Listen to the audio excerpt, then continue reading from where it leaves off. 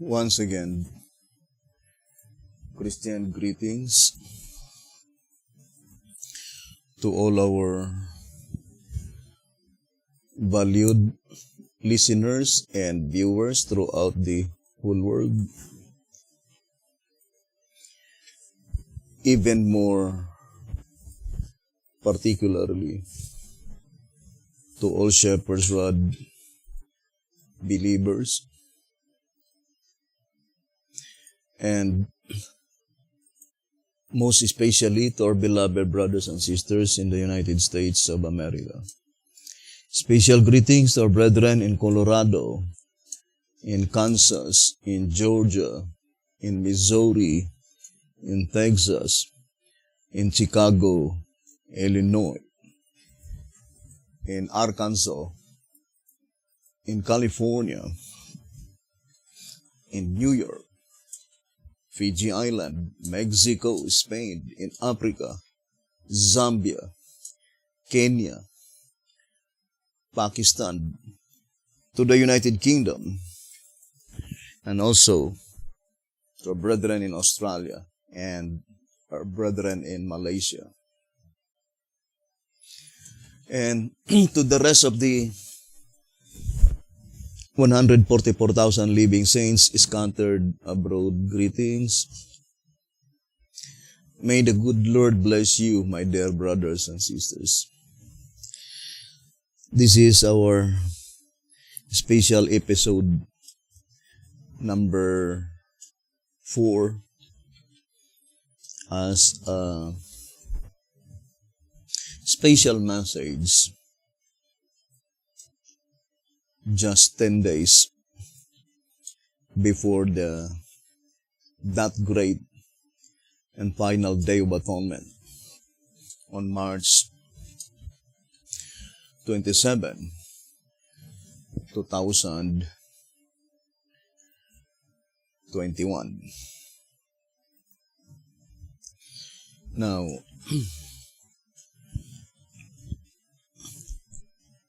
I would like to begin reading track number 5 on page 38. Going on now to understand the symbolism as it does basically defines itself, the student will see as he proceeds that its subject not only becomes clearer and clearer, one truth dovetailing with another, and all reinforcing the whole, but also that it holds a steering present truth lesson. Track number 5, page 38. So, one truth dovetailing another truth and reinforcing another. Or in 2SR 255, it says, one thing proves another, or one thing explains another.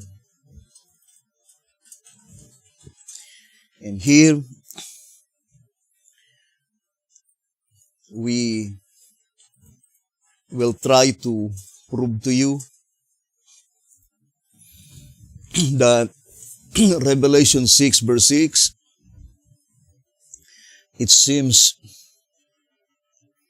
connect all the prophecies recorded in the Bible.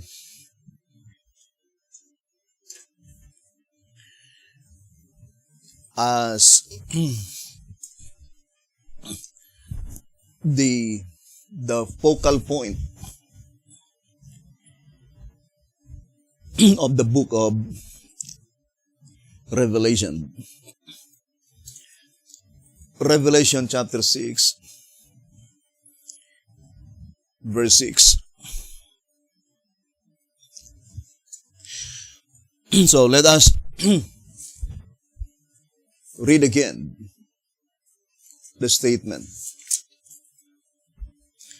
In 2SR 222, wheat and barley, each for a penny.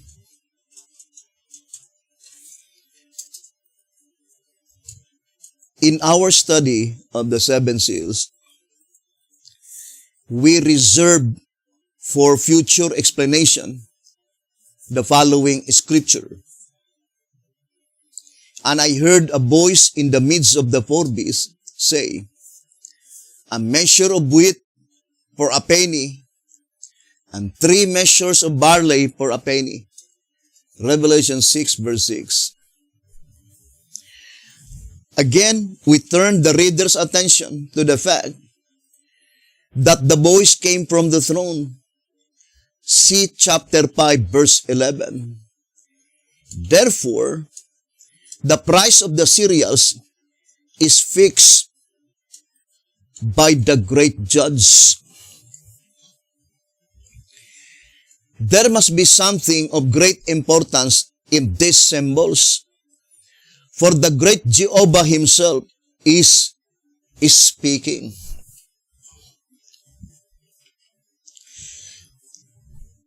Now, Revelation 6 verse 6 is attached by the shepherd's rod to Revelation chapter 5 verse 11. So we need to read the Bible. Revelation chapter 5 verse 11.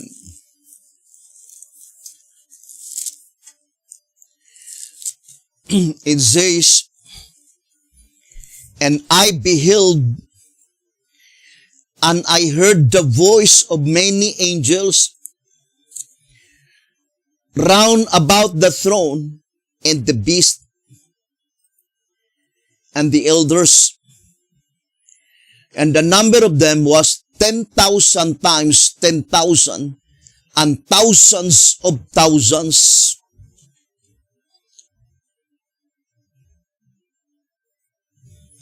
Revelation 5 verse 11.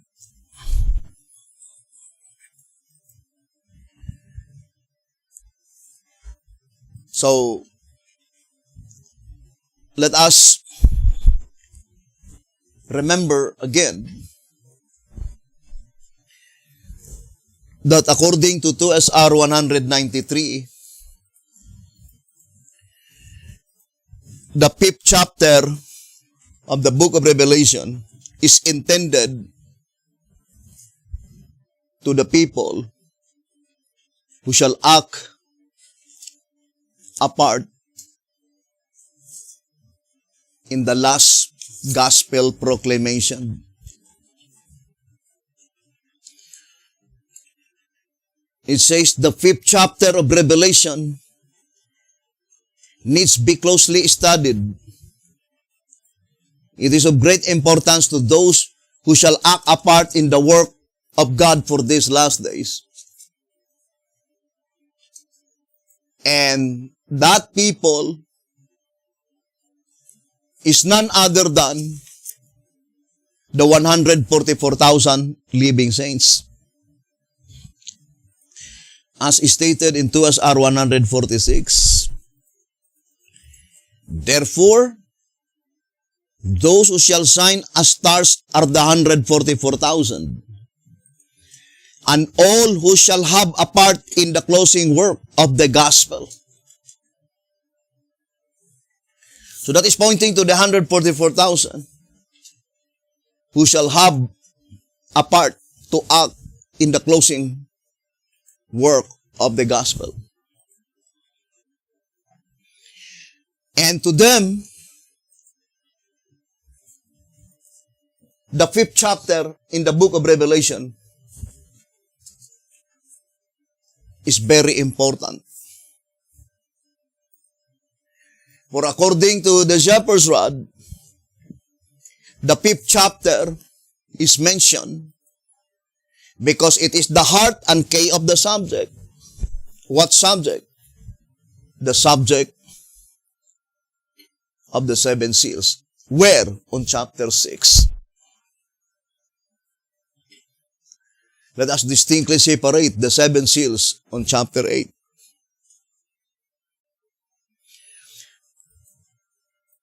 But the 7 seals mentioned here is the 7 seals on chapter 6.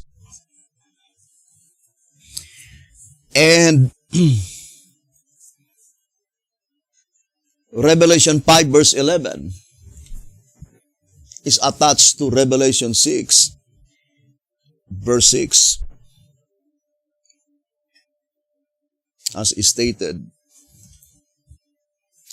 in 2SR page 222. And according to this reading, the voice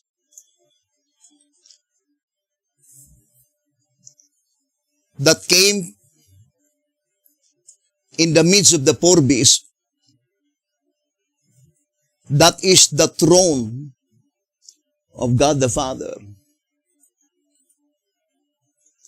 indicating that such voice is the voice of God the Father.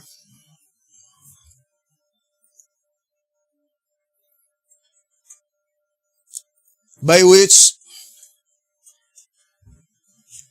God the Father declared a measure of wheat for a penny and 3 measures of barley for a penny.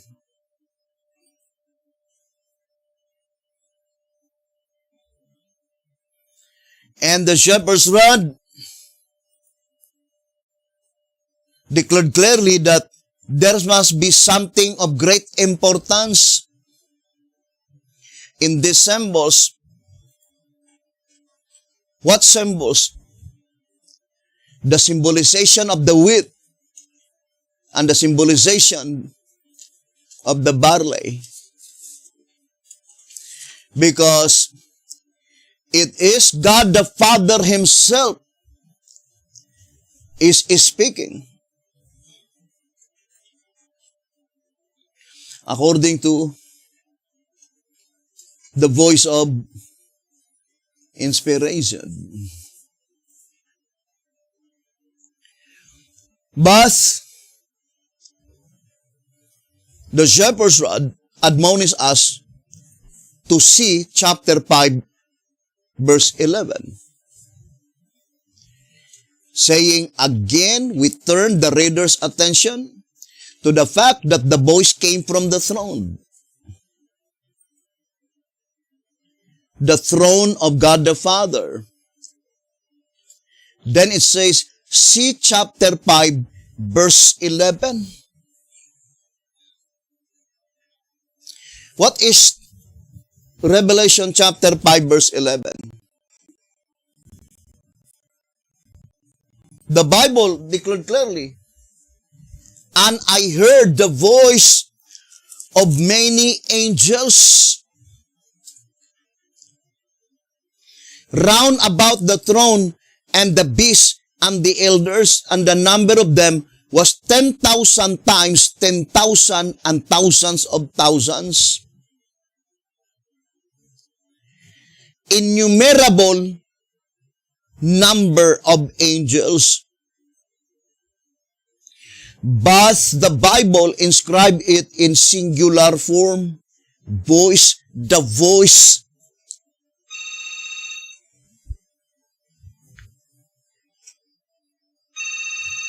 Brothers and sisters,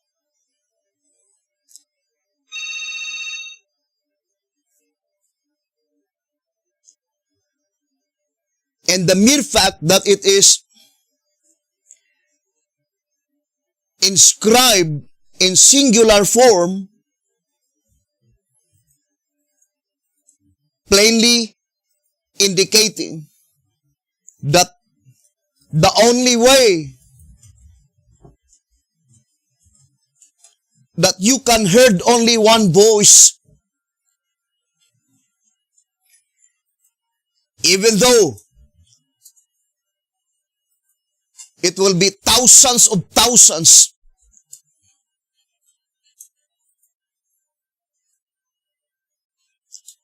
that will be speaking, that you can hear only one singular voice, is only through the medium of singing. It's very hard. Even three persons that they will make recite a poem. Brothers and sisters, harmoniously, with one tune and with one voice. How much more if it will thousands upon thousands? Therefore, the only medium by which you can hear a singular voice, even though it will be thousands upon thousands, is through the medium of singing. And it has a close connection with Revelation 14 verse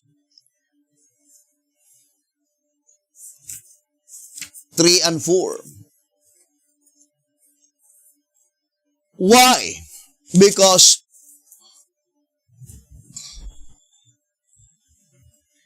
in track number 8,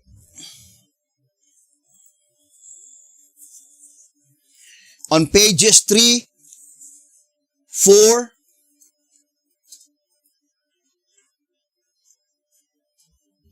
and 5, it is entitled Mount Zion at the 11th Hour.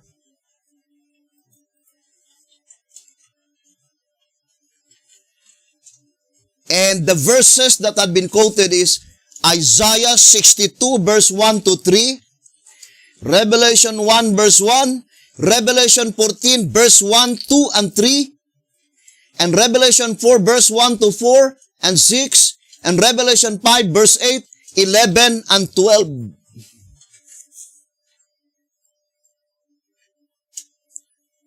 So, these prophetic verses had been clustered by the prophet to point out Mount Zion at the 11th hour.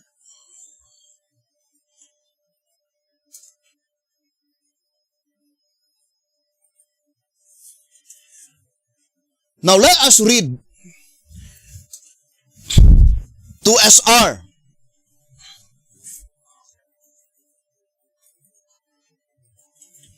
$172.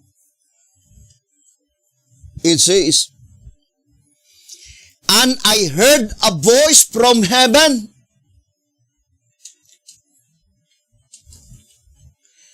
as the voice of many waters, and as the voice of a great thunder,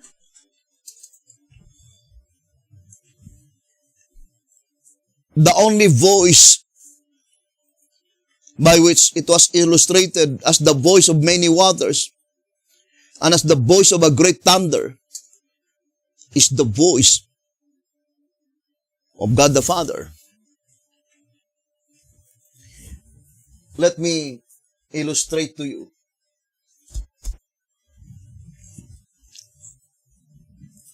Here on Early Writings, 285, it says, it was at midnight that God chose to deliver His people. As the wicked were mocking around them, suddenly the sun appeared, shining in his strength, and the moon stood still. The wicked looked upon the scene with amazement, while the saints beheld with solemn joy the tokens of their deliverance. Signs and wonders followed in quick succession. Everything seemed turned out of its natural course.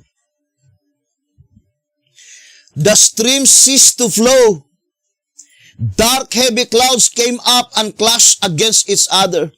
But there was once clear place of settled glory, which came the voice of God like many waters. So here, brothers and sisters, the voice of God the Father,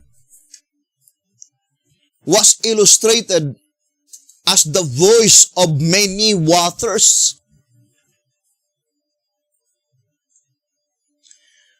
So let us read again the statement in 2SR 172. And I heard a voice from heaven as the voice of many waters, and as the voice of a great thunder. So that is the voice of God the Father. And I heard the voice of harpers harping with their harps. Still, singular form.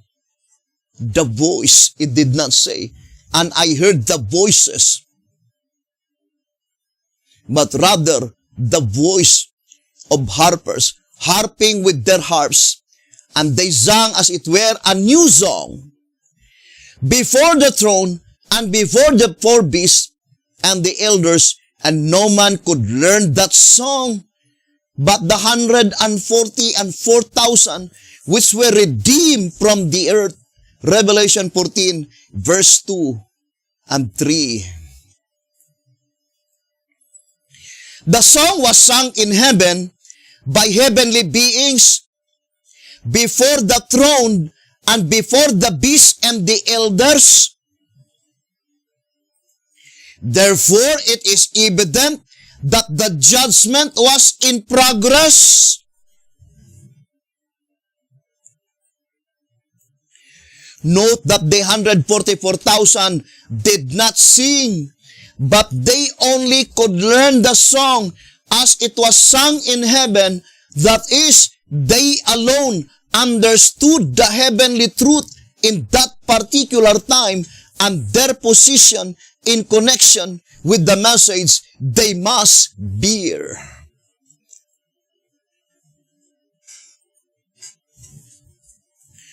So here,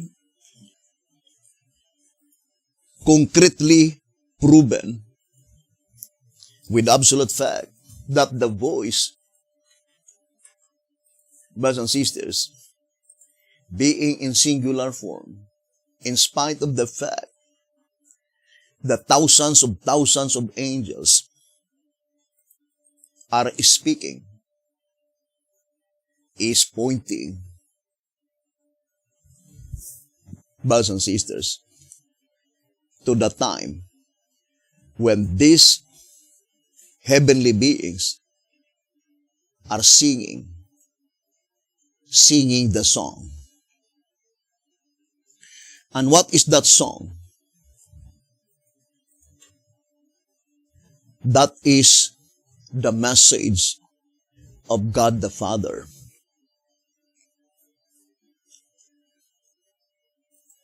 The reason why the shepherd's rod attached Revelation 5 verse 11 to Revelation chapter 6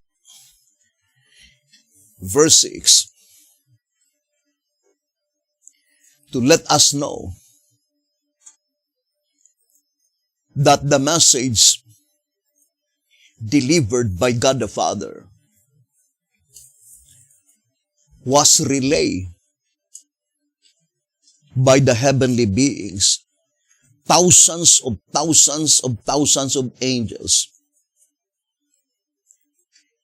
They were singing that song. And what is that song? If you will read Revelation 14, the song of deliverance.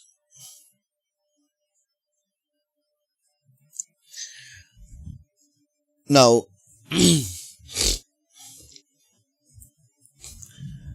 let us read the Bible.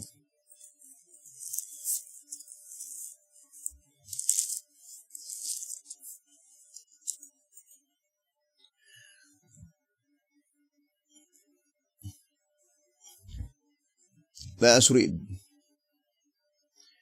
It says here, brothers and sisters, on Revelation 15.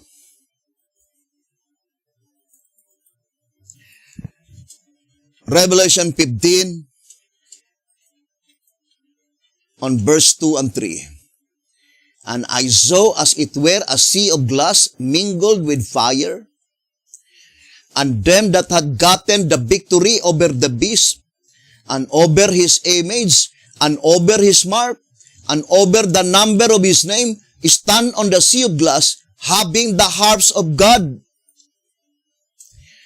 And they sing the song of Moses, the servant of God, and the song of the Lamb, saying, Great and marvelous are thy works, Lord God Almighty. Just and true are thy ways, thou King of saints. Revelation 15, verse 2 and verse 3.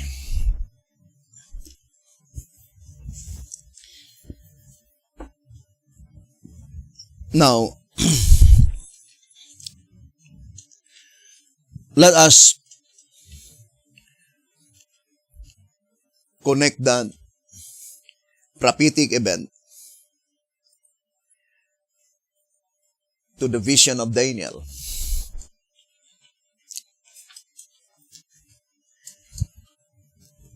Let's read track number 15.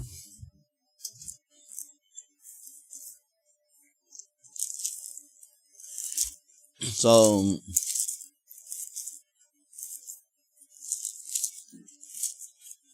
let's read the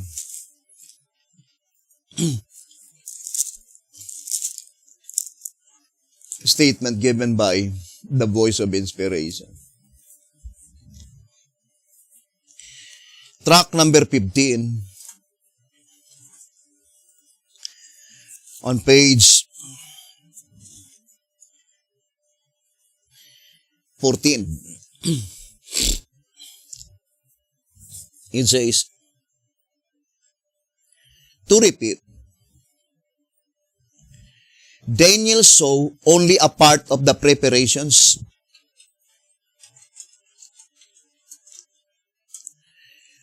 whereas John saw the opening of the judgment and the entire proceedings thereafter.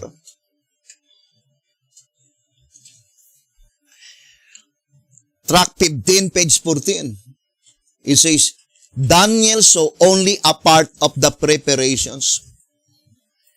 What preparations? The preparation of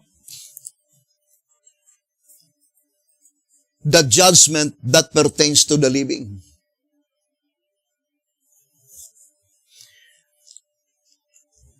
God gave privilege to Daniel to see the preparations of the judgment that pertains to the living, but only a part. So let us read track 15, page 13. It says, both seers distinctly declare that the events which they saw was the judgment.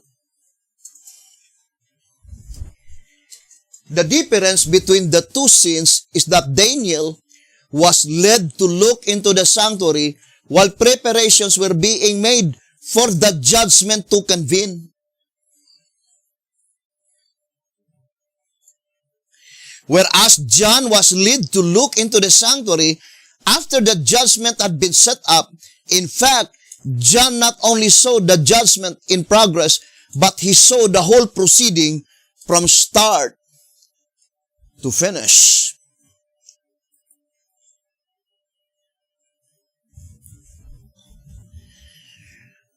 Now, let us focus first to the book of Daniel.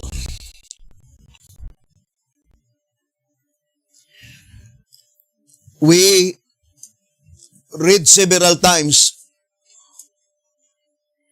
that the 11th hour call, according to 2SR page 9, this prophetic call that is pointing to the 11th hour call, 2SR page 9, this prophetic call is based on the prophecies of Daniel and its explanation made clear by the book of Revelation. So the prophetic call, the last call, the 11th hour call, is based in the prophecies of Daniel. What does it mean? It's easy to understand that one of the signifying factor that you can determine the 11th hour call is at the time when the entire book of Daniel is completely understood, completely revealed.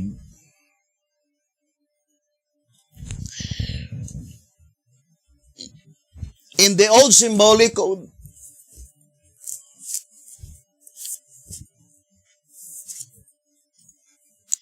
three symbolic code 5 and 6, page 12. 3 symbolic code 5 and 6, page 12. It says, Daniel's prophecies are to be revealed in the time of the end.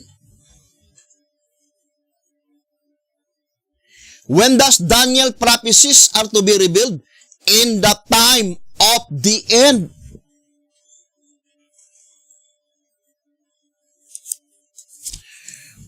Three symbolic code 8 to 10, page 8. It says,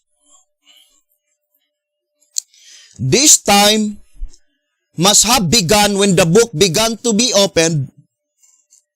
But if we must declare the beginning of that time in more specific terms, it, in a spatial sense, began in the year 1844.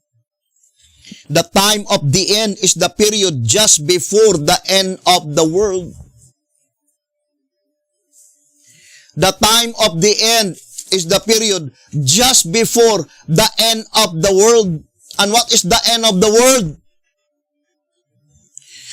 3 symbolic code 5 and 6, page 12. We have come to the last hour of the day. From 5 to 6 p.m., we recognize the fact that we are in the end of the day, even though the last minute has not yet come. Likewise, inasmuch as Christ's parable of the vineyard is true to life, then according to physical analogy, we can understand the last hour, the 11th hour of the symbolical day of present human history to be only the end of the world. What is the 11th hour? The commencement of the end of the world.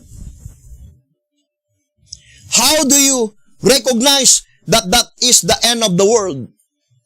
The prophecies, all the prophecies in the book of Daniel are completely revealed, completely unfolded.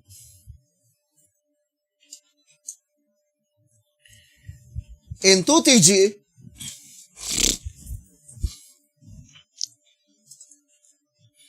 number 33,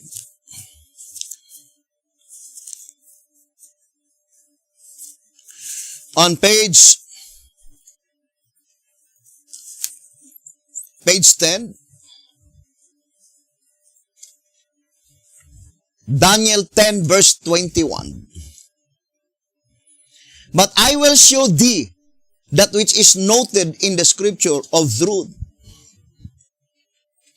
And there is none that holdeth with me in these things, but Michael, your prince. Daniel was then promised all the light that could be given, not only on the vision of chapter 8, but on all that is noted in the scripture of truth in connection with the vision. That which the angel showed him is recorded in chapters 11 and 12. Chapter 11, you will see, begins with the vision of chapter 8, with the kings of Medo-Persia and Grecia, as symbolized by the ram and he-goat in chapter 8. Then was Daniel told that the explanation at last was sufficient, but that it was impossible for him to understand it all, for the vision was sealed to the time of the end. Chapters 12, verses 8 and 9.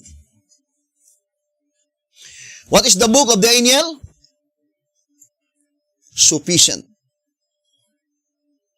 The word sufficient, enough. So, the book of Daniel is pertaining to the judgment concerning the dead. So when it comes to the judgment that pertains to the dead, the book of Daniel is sufficient. But concerning the judgment that pertains to the living, Daniel only saw the preparations. When the preparations of the judgment that pertains to the living were being made.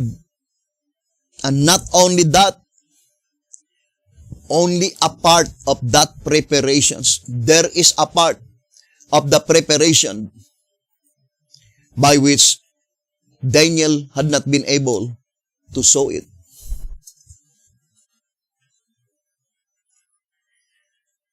So, what portion in the book of Daniel by which that verse is pointing to the time when the preparations of the judgment that pertains to the living were being made?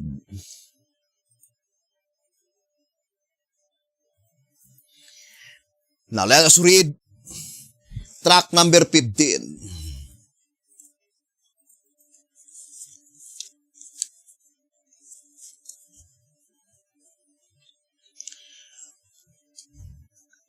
I would like to read the statement in page 12. That John's vision is a forecast of the same event as that revealed to Daniel, chapter 7, is quickly seen from the following brief comparison. But I would like to go immediately to enumeration number 3. It says, a fiery stream issued and came forth from before him, verse 10. And in the book of John, what is in parallelism? Number 3, and I saw as it were a sea of glass mingled with fire. Revelation 15 verse 2.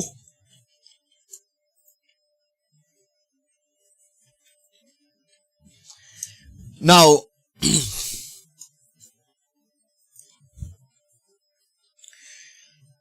let us read tract number 15.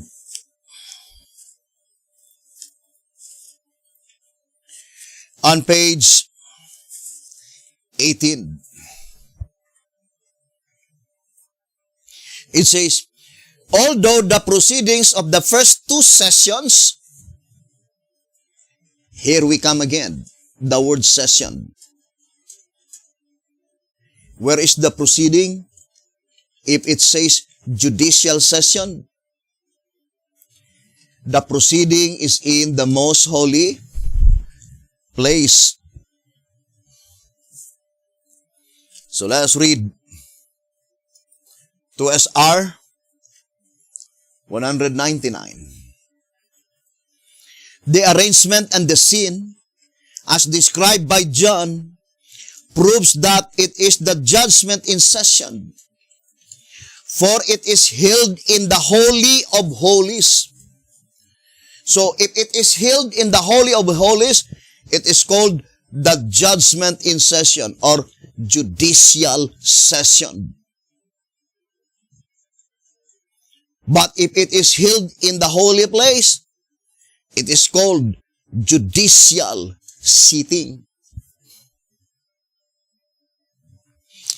Now let us read again the statement here in tract 15, page 18. Although the proceedings of the first 2 sessions are somewhat different, they are in all other respects similar.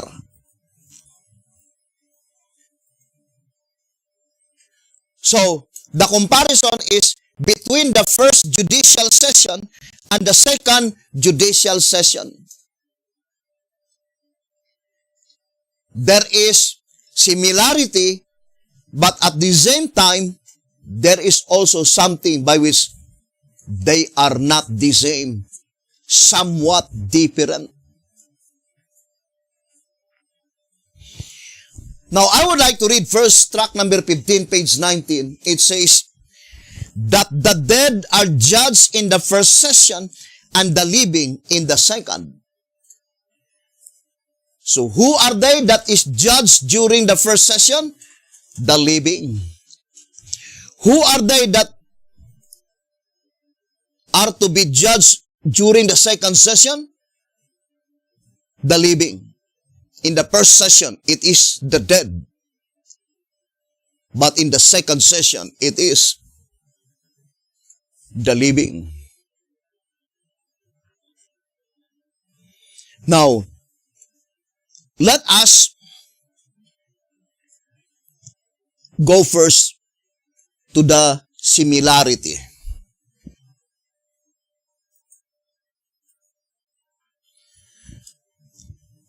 Of course, the similarity is that since both of them, the proceedings must be in the most holy place, so, brothers and sisters,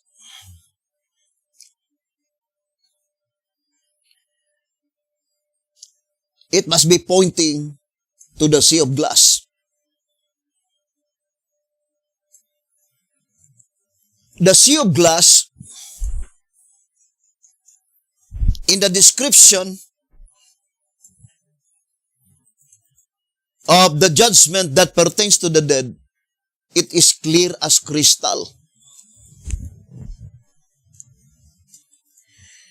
Whereas,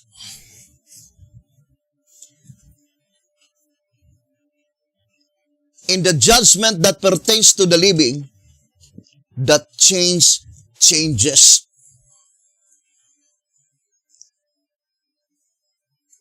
Now let us read the statement.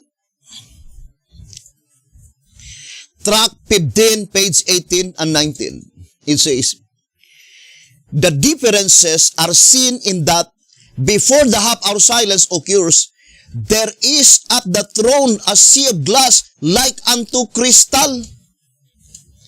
Revelation 4, verse 6, and no one stands on it, but after the half-hour silence passes away, the scene changes, the sea of glass is mingled with fire, and them that had gotten the victory over the beast and over his image and over his mark and over the number of his name stand on the sea of glass having the harps of God. Revelation 15, verse 2.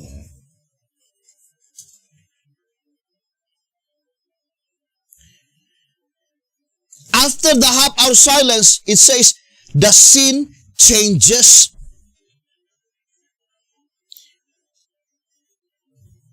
And what is that change? The sea of glass, which is clear as crystal, was mingled with fire.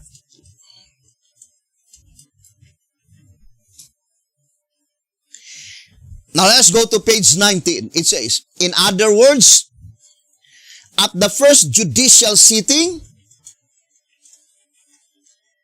what is judicial sitting? The proceedings is in the holy place. And what is the first judicial sitting? Pertains to the dead. I would like to read track number 15. On page 29. Track number 15 and page 29. So in the great day of final atonement and investigative judgment, the judgment of the first two sittings, the time to separate the tares from the wheat, the bad fish from the good, from among both the dead and the living. So the statement to separate the tares from the wheat, to separate the bad fish from the good fish, that is pointing to the blotting out of names, by which such proceedings occurred in the holy place. And there are only two judicial sittings. The first judicial sitting is pertaining to the dead, and the second judicial sitting is pertaining to the living.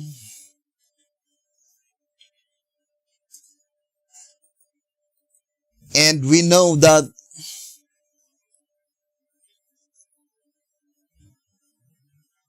there are only three classes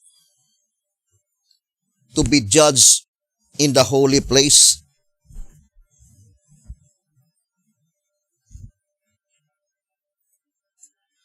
And that is the temple, the altar, and the worshippers. According to track number 5, page 109 and 110. But the great multitude which no man could number will no longer be investigated in the holy place, due to the fact that there will be no more blotting out of names during the period of the great multitude. So, the judicial sitting in the holy place that pertains to the living is only pointing to the worshippers that will be investigated in the holy place.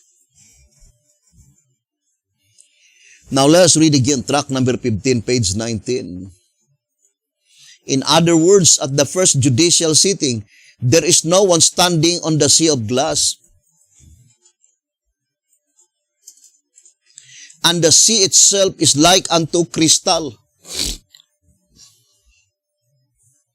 While at the second sitting, the sea appears like unto a fiery stream, and the saints stand on it.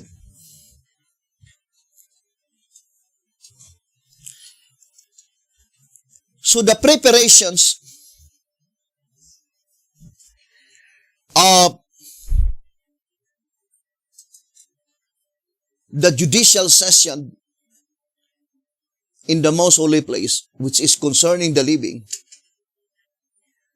the judicial session,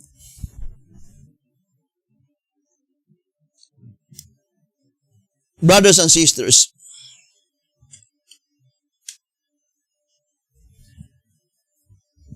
there are two symbolization that the preparations of the judgment that pertains to the living, brothers and sisters, are being prepared. And since the shepherd's rod plainly told us that only a part of the preparations had been shown by God to Daniel, track 15, page 14, to repeat, Daniel saw only a part of the preparations, whereas John saw the opening of the judgment and the entire proceedings thereafter.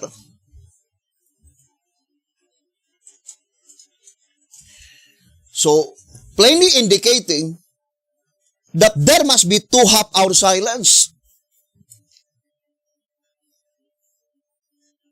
Because the preparations of the second judicial session were illustrated by the half-hour silence.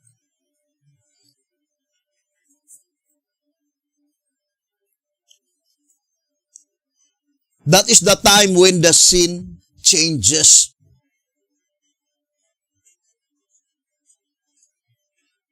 And with these 2 half-hour silence, only one that was shown by God to Daniel, because it says only a part of the preparations,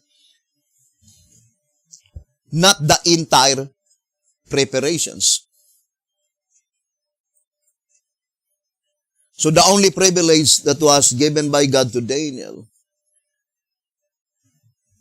is the part of the preparations where the judicial proceedings that pertains to the living will be convened. According to track number 15, page 13,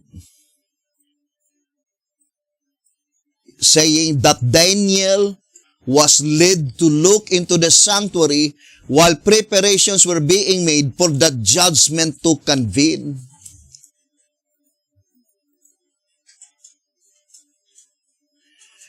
And in what vision of Daniel, by which it points out already to the preparations of the judgment that pertains to the living. That is Daniel 7 verse 10.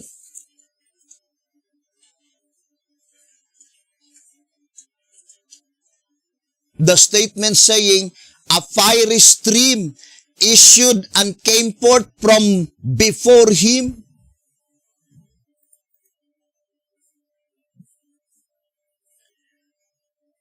That description, fiery stream, that is after the half-hour silence.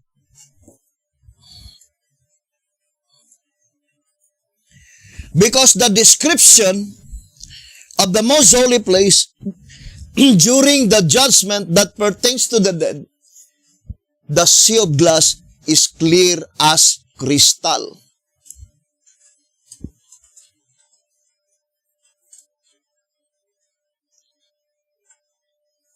But after the half-hour silence, the scene changes. There is another description added. The sea of glass, clear as crystal, remained as it is, but it was already mingled with fire, by which, according to the shepherd's rod,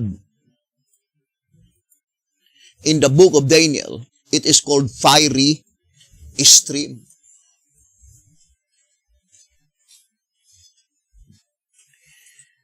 If you still remember, in track number 15, on page 15, it says, the student of advancing truth will also note that Daniel refers to but one judicial session. And what is that judicial session? Judgment that pertains to the dead. Track 15, page 19, that the dead are judged in the first session. So the book of Daniel is referring only to the judgment that pertains to the dead.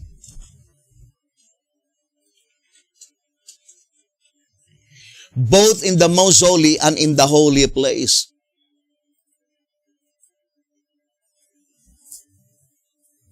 Let's read again, track 15, page 15. The student of advancing truth will also note that Daniel refers to but one judicial session, although he does make mention of the judgment twice. First in verse 10 of chapter 7 and second in verse 22.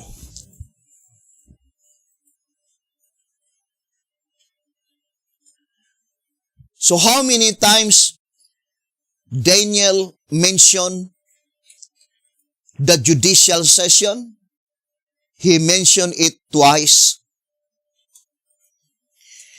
First on verse 10 and second in verse 22. Now, it is necessary for us to read the Bible itself. Daniel 7 verse 10. The first mention of the judicial session. Daniel 7 verse 10. A fiery stream issued and came forth from before him. Then colon. Thousands ministered unto him, and 10,000 times 10,000 stood before him. Then colon. The judgment was set, and the books were opened.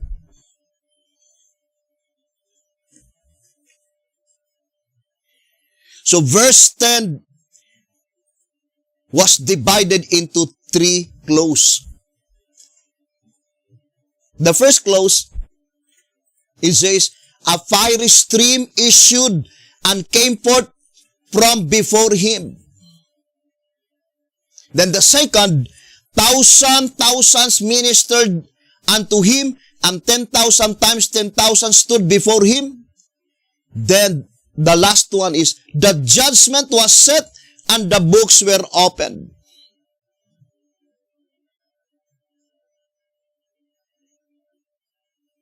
The first clause cannot refer to the judgment that pertains to the dead.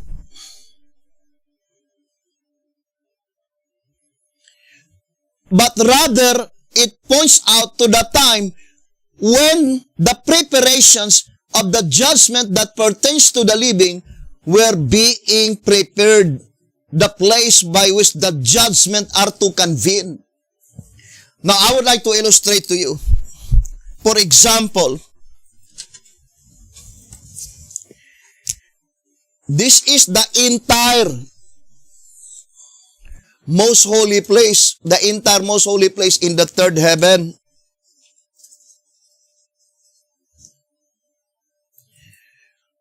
So, brothers and sisters, I would like to make a division. Although there was no division because it was already lifted. The veil and the entire sanctuary became most holy. But only to understand that this place by which the judgment that pertains to the dead had been convened is not the place by which the judgment that pertains to the living is to convene. And it was illustrated that the place by which the judgment that pertains to the dead, brothers and sisters, by which it was held or convened, the description is sea of glass, clear as crystal. Clear as crystal. Whereas, the place by which the judgment that pertains to the living is to convene, yes, it is also called sea of glass, clear as crystal, sea of glass, clear as crystal. But it was already mingled with fire. Mingled with fire.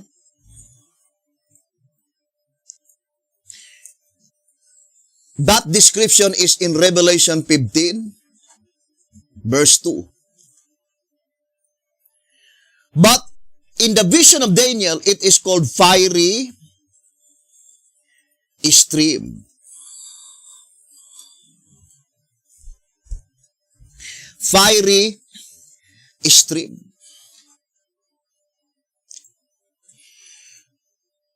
So, Daniel 7 verse 10, the first clause is not pertaining to the judgment concerning the dead, but it is pertaining to the description when the place by which the judgment that pertains to the living is to convene, is being prepared. But remember, there are two preparations of the judgment that pertains to the living. And only part of that preparations were shown by God to Daniel.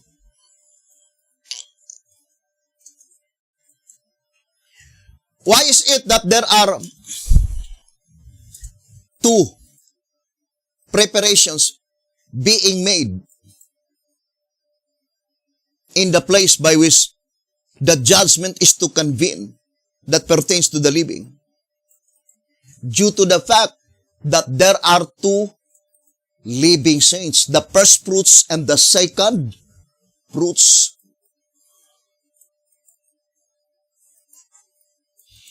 But the absolute fact is that even on the first part of the preparation of the judgment that pertains to the living, by which it will be convened or it will be held, only a part of it that was shown by God to Daniel. And that is the time when the sea of glass, which clear as crystal, in his vision became a fiery stream.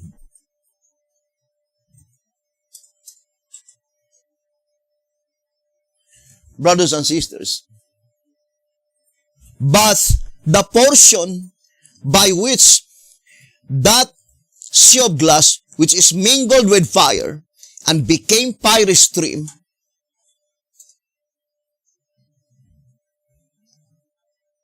the part when there are already saints standing on it, that portion was not shown by God to Daniel and only to John the Beloved.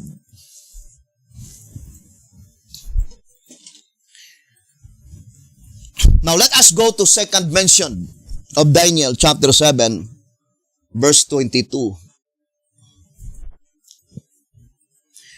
Until the Ancient of Days came, and judgment was given to the saints of the Most High, and the time came that the saints possessed the kingdom. Now, brothers and sisters, the first clause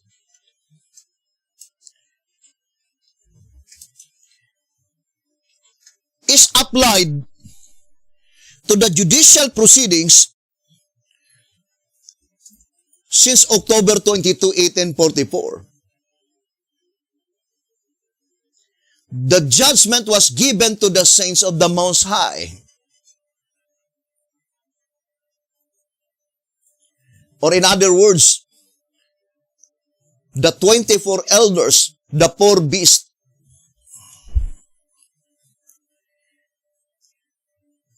they had been given the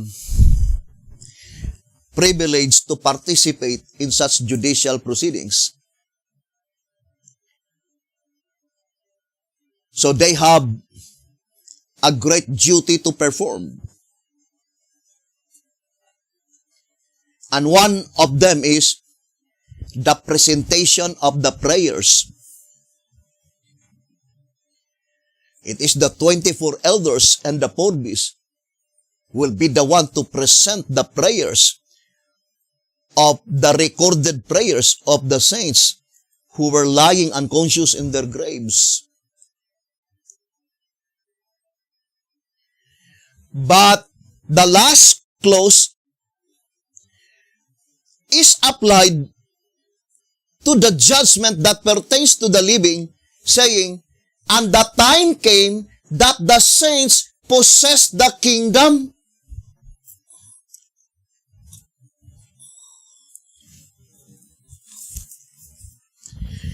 First of all, whatever the vision of Daniel concerning the judgment, it is solely pointing to the proceedings in the heavenly sanctuary. Daniel has no vision concerning the proceedings that takes place on the earthly sanctuary. That vision was shown only to John the Beloved. And that is why the shepherd's rod says in 2TG,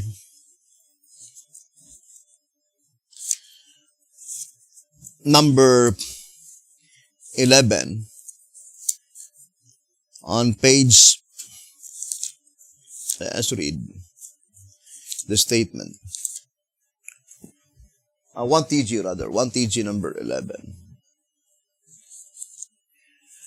On page 6, it says, this judicial work commences first among the dead. Book work only, of course. Daniel 7, verse 10. So concerning the vision that was shown by God to Daniel is only purely bookwork transaction. And if it is a bookwork transaction, takes place only in the heavenly sanctuary. White House Recruiter, page 20. As the cleansing of the sanctuary in behalf of the dead is necessarily purely a book transaction, and that is the reason for its taking place only in the heavenly sanctuary. So bookwork transaction takes place only in the heavenly sanctuary.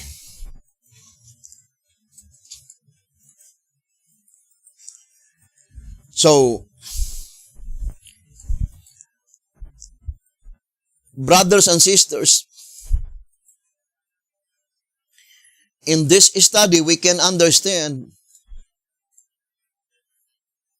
that the half-hour silence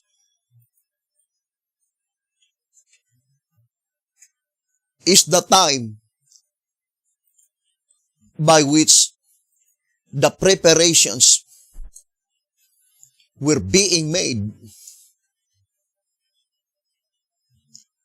the place by which the judicial proceedings that pertains to the living will be convened. And there is a little difficulty in expressing this very important subject, but it will be made clear through the judicial demonstrations, the arrangement.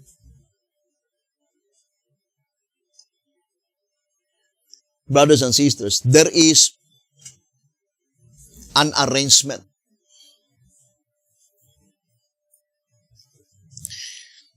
I remember that statement in 2SR page 199, saying, the arrangement and the scene as described by John. So let us observe clearly now the arrangement. Now, I would like to read track number 15.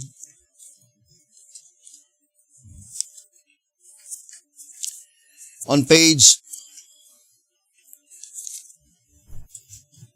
64. And page 64. After a time, the judicial demonstrations,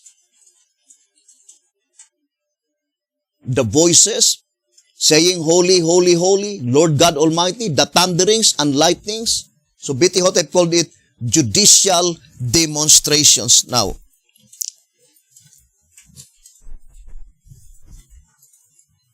I would like to show to you such judicial demonstrations. So, track number 15, page 64. So, what is the judicial demonstrations, the arrangement? According to the shepherd's rod, it says, let's read again. After a time, the judicial demonstrations, the voices, thunderings, lightnings. So this is the arrangement. Cease for the space of half an hour.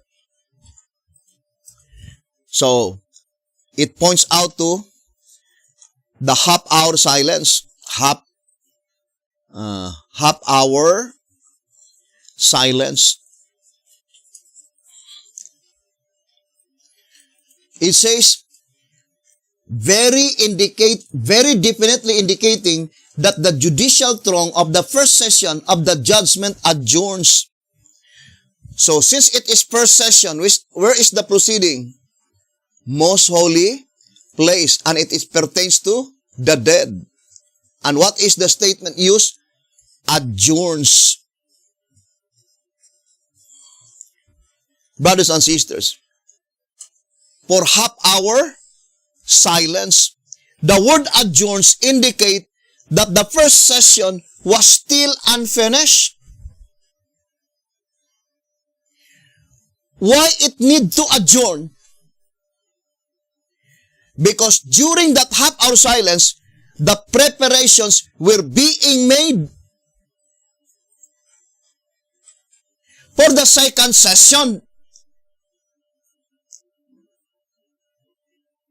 The place by which such judicial proceedings are to convene.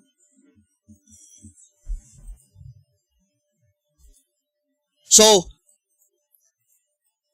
the proceedings in the most holy place that pertains to the dead suspended for half-hour silence. Why? Because the place by which the second session are to be held are being prepared. So the preparation of the second session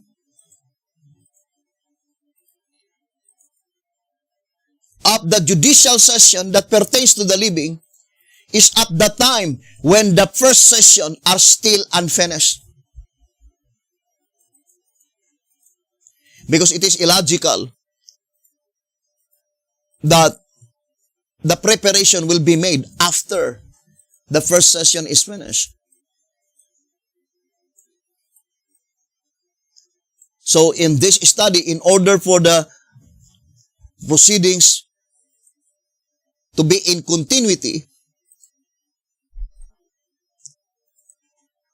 the first judicial session suspended for half-hour silence, it was adjourned because the second judicial session, the place by which the judicial session is to convene, which pertains to the living, are being prepared.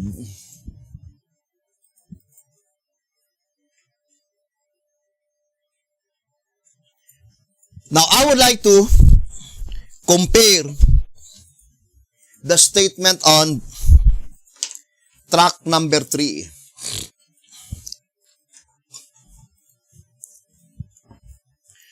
So let us read track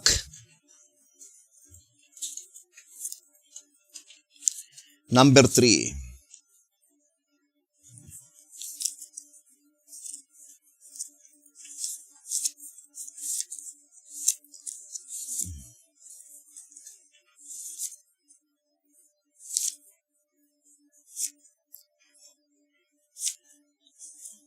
I think I would like to read first track 15.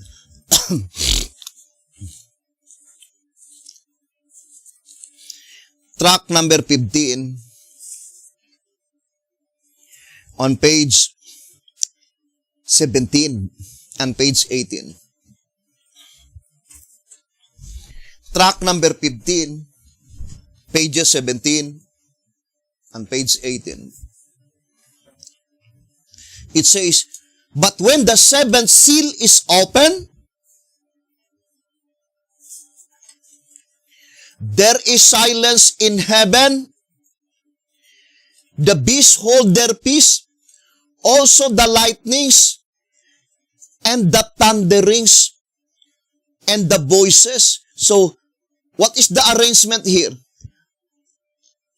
Brothers and sisters, lightnings, thunderings, voices. Now, I would like to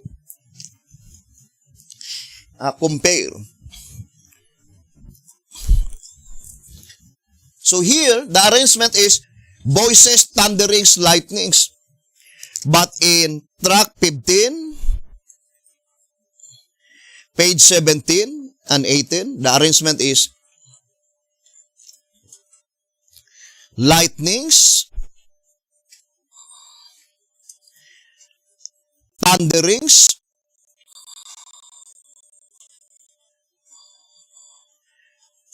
voices.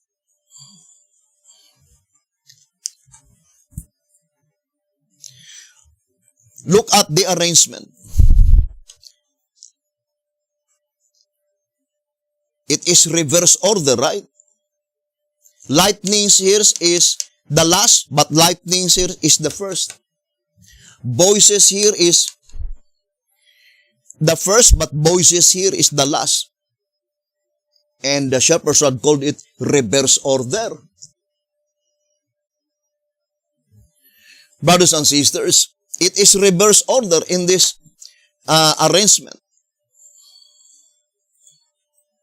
So it is reverse order. Now let us go back again to the reading.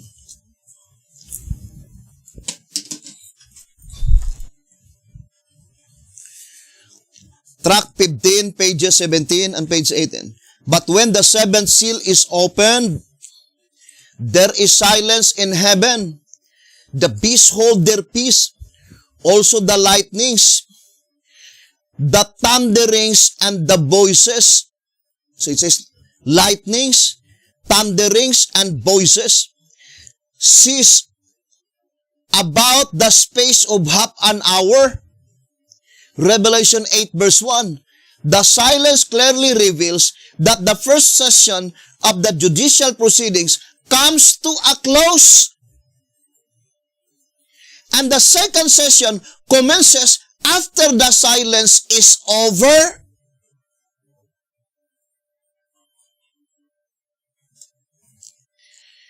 Track number 15, page 18. So, the description in track 15, page 17 and 18, not only that the arrangement is reversed, but also the statement, the first judicial session is closed. Meaning, finished. What is the judicial session? Dead. Whereas, in track 1564, it is unfinished because it adjourns. The first judicial session adjourns half hour. The first judicial session is suspended. Why? Because the place by which the second judicial session, which pertains to the living, is to convene, is now being prepared. But this one, not only reverse order here, the arrangement, but also the judicial proceedings, the first judicial session is closed. Finished.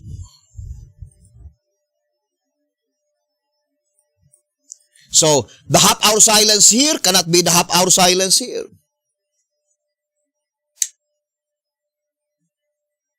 Because the arrangement is not the same. Brothers and sisters, that is very plain, right? The arrangement is not the same. The arrangement is lightnings, thunderings, voices. Whereas this one is voices, thunderings, lightnings. This one is reverse order. Or we can use vice versa. This one is reverse order to here. Or the bottom line is that the judicial demonstration arrangement are not the same. And the description are not the same. This one is adjourned. This one is closed. Of course, adjourn precedes to the time when it is closed. Because when it is closed, nothing to adjourn because it is finished. The judicial proceedings the first judicial session is closed, meaning finished. What is the second session? Brothers and sisters, the statement we read in tract 15, page 17, but when the seventh seal is open,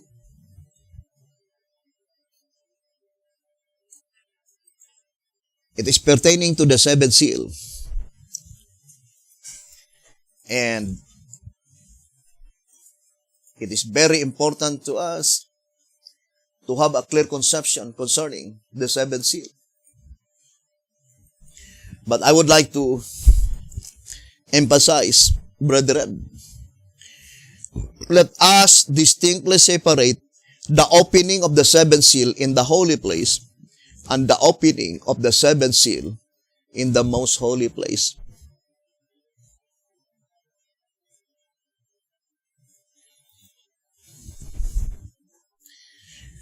Now,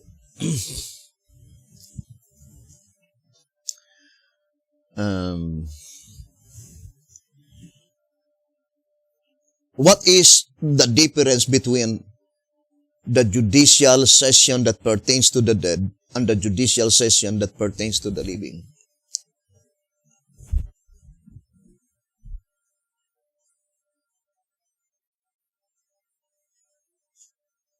The judicial session that pertains to the dead is that their sins will be blotted out first before they will be granted the reward.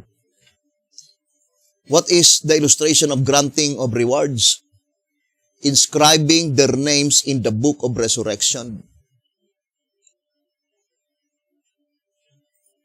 I will no longer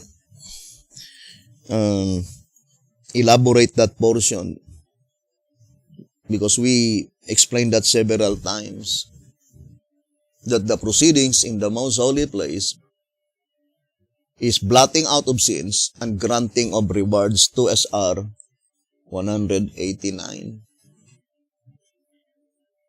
During Christ's ministration in the Holy of Holies, which is blotting out of sins and granting of rewards.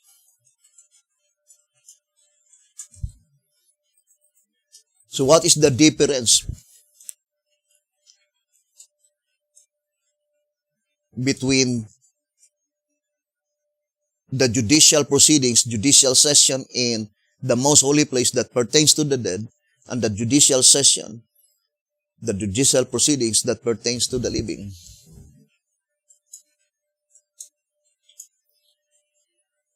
But first of all, I would like to read this reading.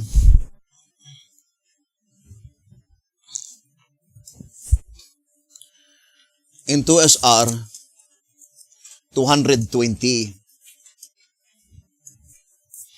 So I would like to read 2 SR 220. It says, "The praise all saints has reference to all the living who are to be judged."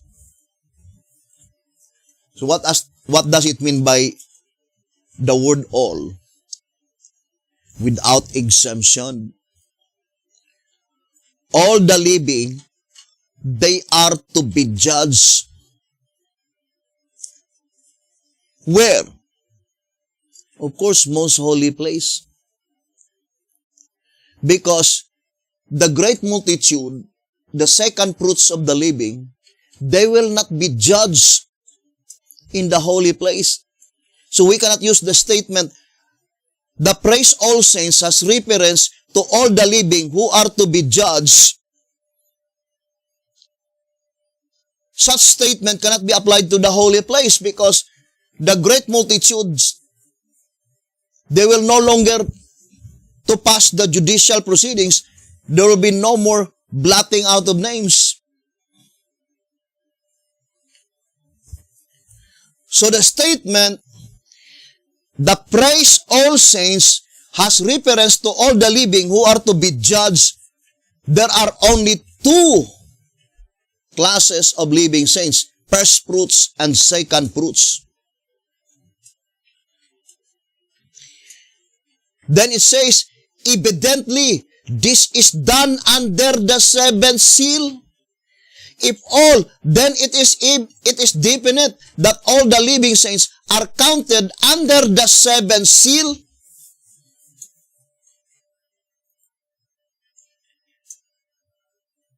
And that is the reason why we need to distinctly separate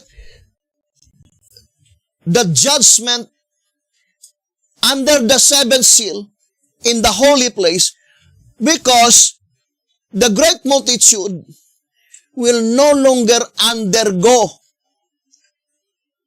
such judgment in the holy place, only in the most holy place. And the shepherd's rod is very plain that, brothers and sisters, in the most holy place, all the living saints will be judged.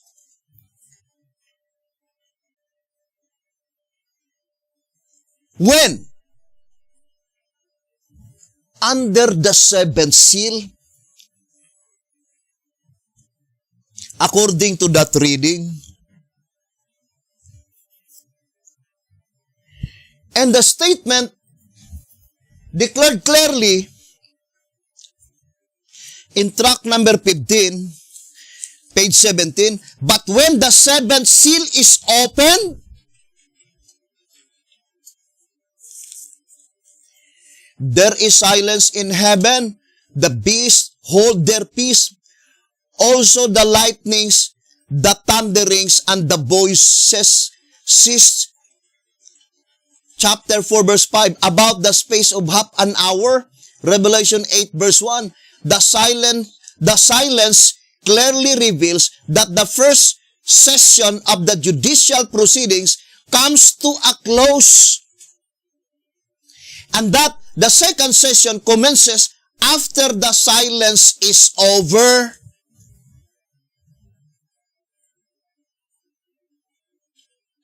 But when? When the seventh seal is open. Where? In the most holy place.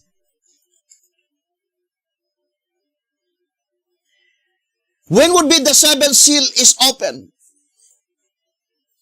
Brothers and sisters, after the half-hour silence,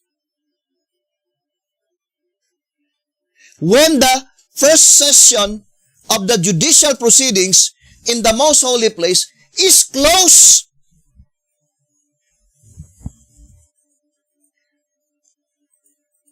And that is why it says consecutive order. The seventh seal cannot be opened not until the last seal, which is the sixth seal, is closed. What does it mean by close? Finish. For example, this is the book of the sixth seal.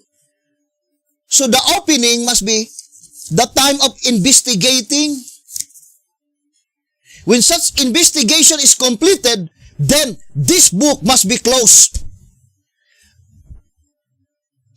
Case closed. The case under the sixth seal, which is the altar, close, finish.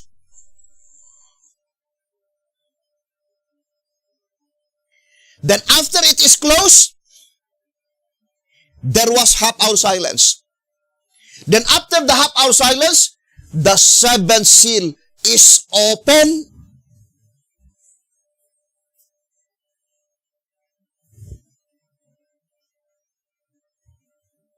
Who are they to be judged under the seventh seal? 2 SR 220. All the living saints according to the shepherd's rod. Where? In the most holy place. Because in the holy place, only the worshippers And the 144,000 are not all the living saints.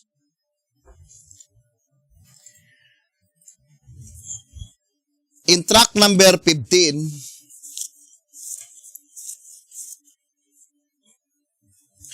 it says, page 63, the theory that the living saints at the coming of the Lord are only 144,000 in number is discredited. So,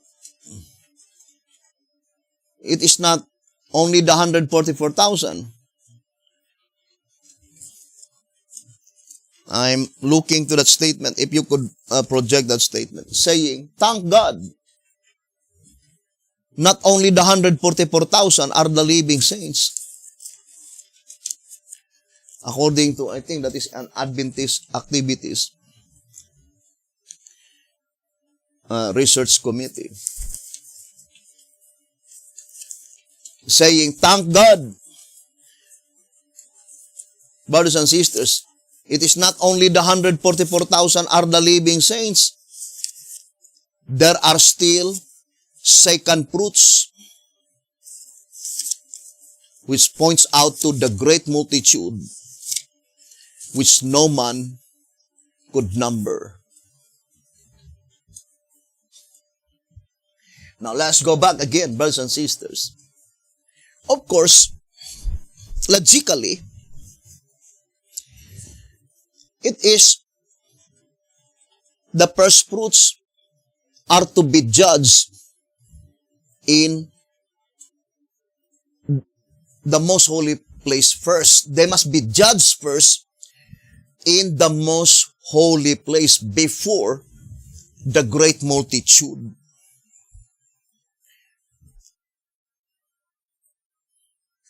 And this is the difference between the dead and the living. Because in the proceedings that pertains to the dead, the procedure is that their sins must be blotted out first before they will be granted the reward, which is inscribing their names in the book of resurrection. Whereas the 144,000 living saints, their names have been inscribed into the book of translation even before their sins were blotted out. It is reverse order. Why is it that the judicial demonstrations, brothers and sisters, it was reverse order here? Lightnings, thunderings, voices. This one is voices, thunderings, lightnings. It could not be the half-hour silence, which is pointing to the 7 days slaughtering, because there was no earthquake here. I do fully believe that the Davidian did not observe the arrangement.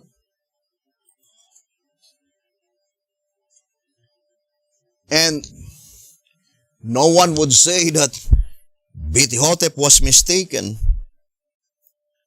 The arrangement here is not the arrangement here.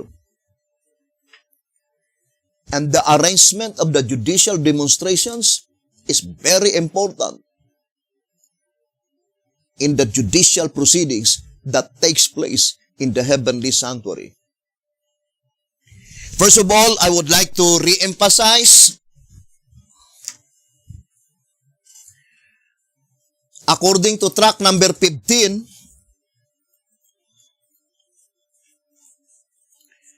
on page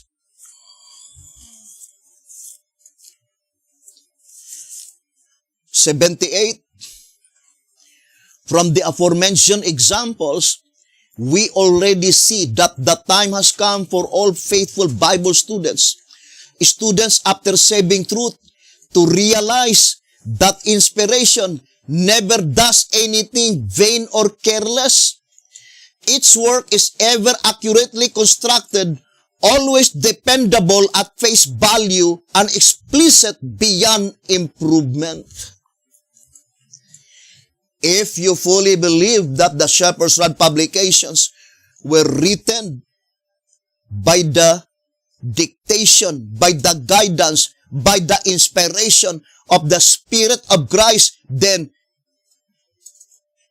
there was nothing in the Shepherd's Rod publications which is vain or careless. Its work is accurately constructed, always dependable at face value and explicit beyond improvement. And the Shepherd's Rod declared clearly in page 76 in track 15, it says, no, inspiration would not thus confuse its terms and still expect us to comprehend its teachings, to know how to interpret its symbols, and when to expect the actual events to take place. So if the arrangement of the judicial demonstrations, brothers and sisters, although different arrangement, but pointing to the same event, then it is confusing. But inspiration would not confuse us. Every little symbol, there must be a great meaning, reveals great truth. In 2SR 194, it says, therefore, 2SR 194, therefore, every little symbol has its meaning and reveals a great truth.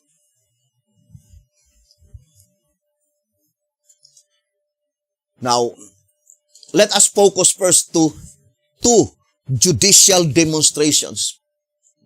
But there are many judicial demonstrations recorded in the Bible as interpreted by the Shepherd's Rod. But at this time, we focus our attention only to two judicial demonstrations.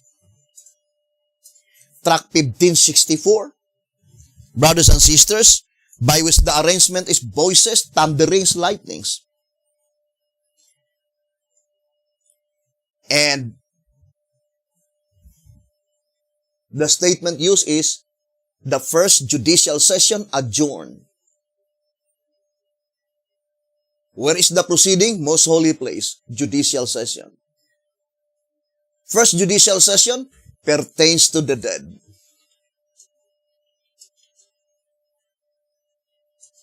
It is adjourned, meaning not yet closed, unfinished.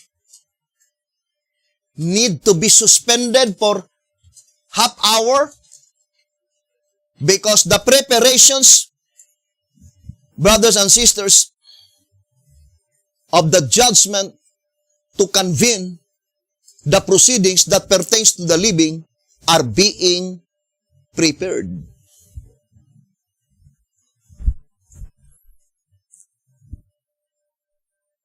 And that preparation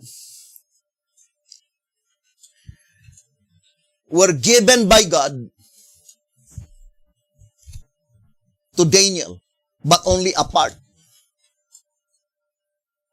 And remember, brethren, the half-hour silence, which is the 7 days slaughtering, the general destruction of all the wicked Sabbath keepers, the final destruction of all the wicked throughout the whole world. The judicial demonstrations, there is earthquake. I would like to read such judicial demonstrations. Track number 15. On page 64, second paragraph.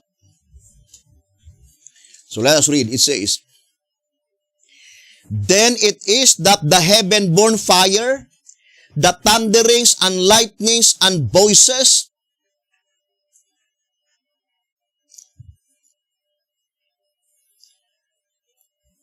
So here, another judicial demonstration arrangement had been introduced.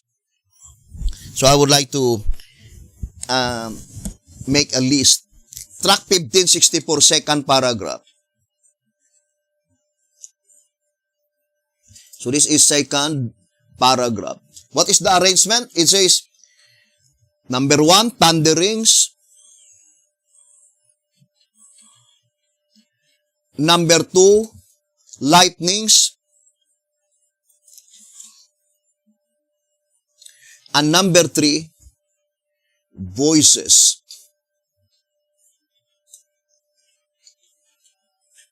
Now look at the arrangement here. It is not the same here. Still, it is not the same with here. So there are already 3 arrangements. Thunderings, lightnings, voices. This one, lightnings, thunderings, voices. This one, voices, thunderings, lightnings. It is not reverse order here. Still, it is not reverse order here, but the arrangement of this and this one is disarranged in this arrangement. So, the event mentioned here, the event mentioned here, and the event mentioned here are pointing to 3 different events.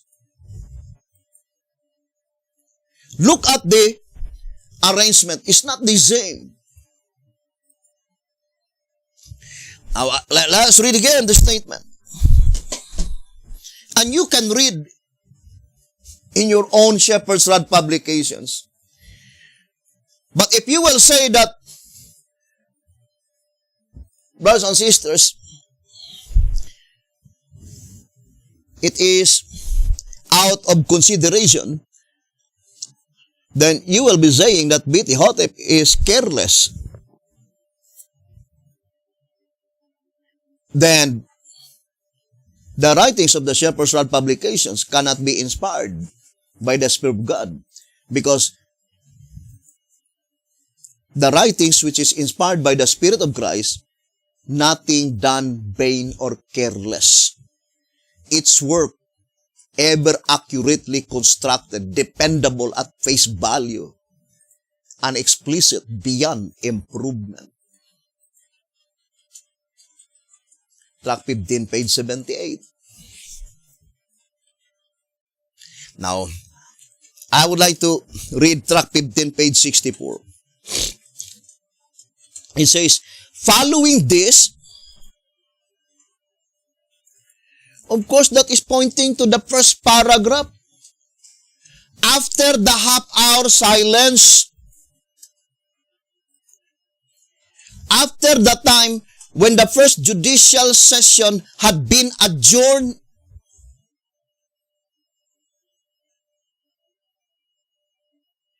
so this arrangement, the arrangement mentioned in Tract 1564, thunderings, lightnings, and voices, is pointing to the time by which the proceedings in the most holy place pertaining to the first judicial session was resumed. This is the arrangement.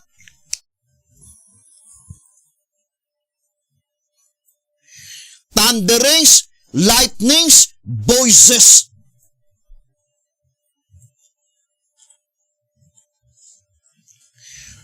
Whose voices pertaining to thunderings?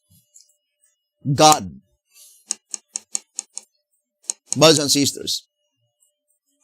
Whose voices pertaining to lightnings? Angels. Voices. 24 elders or beasts.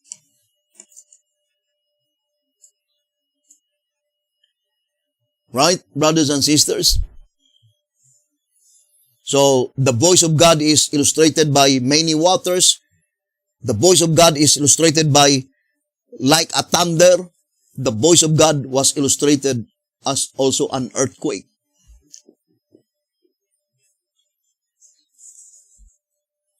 So, let us read the statement in track number 15, page 64. Following this, the seven angels are given the seven trumpets. This is the particular object in view.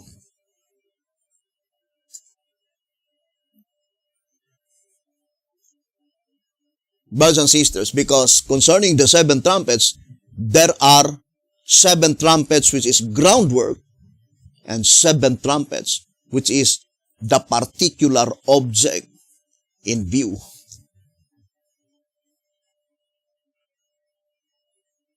In the groundwork, it is disarranged. And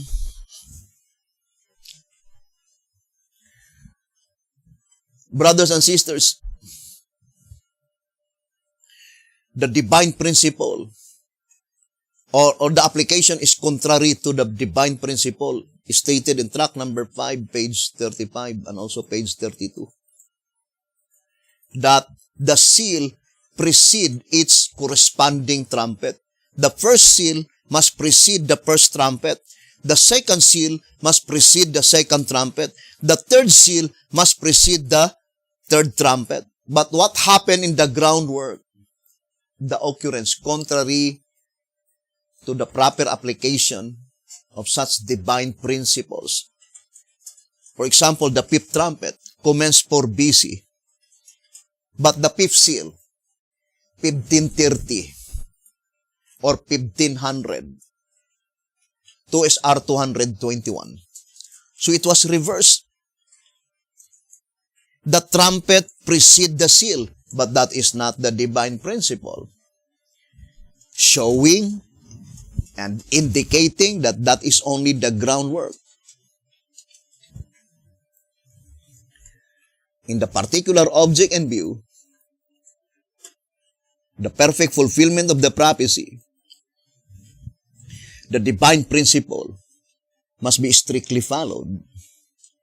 So let us read here, track number 15, page 64. It says, following this, the seven angels are given the seven trumpets.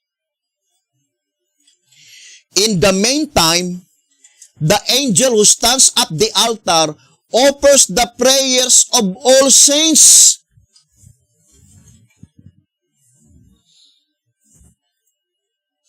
You see, brothers and sisters, it says, in the meantime, the angel who stands at the altar offers the prayers of all saints.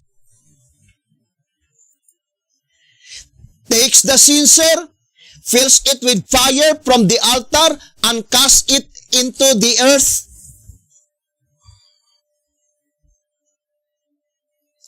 Then it is that the heaven-born fire, the thunderings and lightnings and voices with which the first session of the judgment opened in the heavenly sanctuary, Revelation 4, verse 5. Look at Revelation 4, verse 5. Let us read. Revelation chapter 4, verse 5.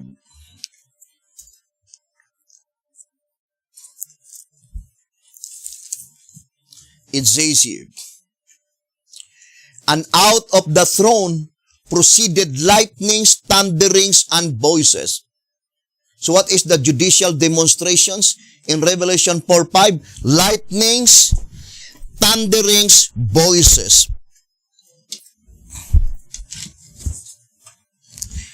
Revelation 4:5.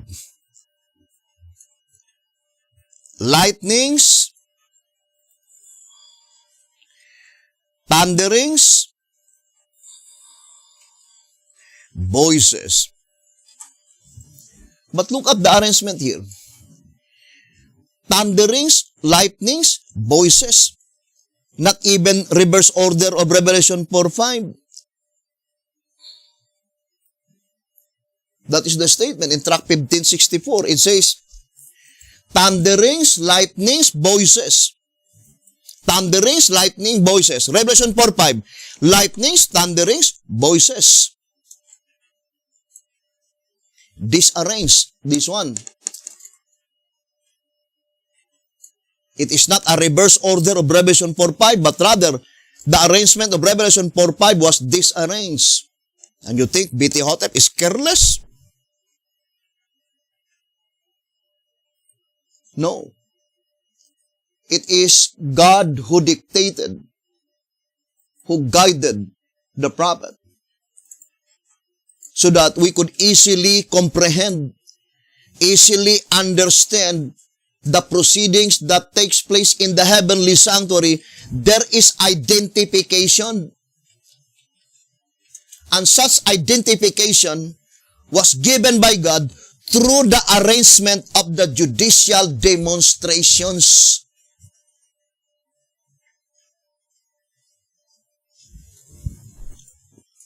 Right? So let us read again the statement in tract 15, page 64. It says, following this, the seven angels are given the seven trumpets. So when does the seven angels receive the seven trumpets? After the half-hour silence. Following the half-hour silence. What half-hour silence? During the time when the first judicial session adjourned. That is the time when the first judicial session had been suspended. Why? Because it needs to prepare the place by which the judicial session that pertains to the living, which is the second session, need to be prepared. And after such preparation, within half-hour silence, then the seven angels are given the seven trumpets.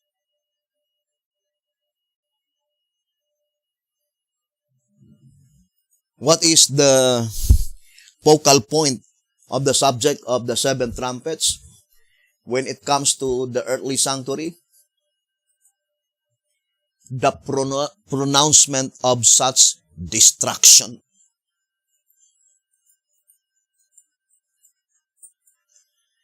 Destruction, brothers and sisters.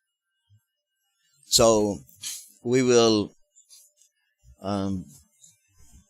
show to you on our next episode the perfect fulfillment of such prophetic event.